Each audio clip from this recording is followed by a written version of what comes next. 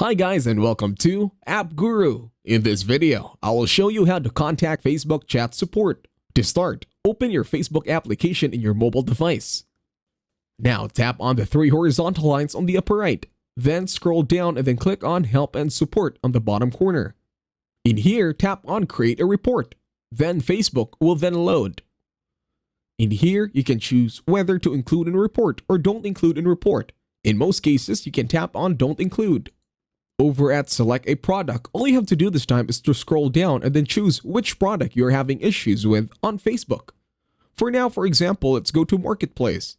And then in here, on the rectangular area, this is a description box. In here, you will describe your issue with the Facebook application. Go ahead, take your time in typing. Or you could wait for me to finish typing and then you could copy what I'm writing here on my screen.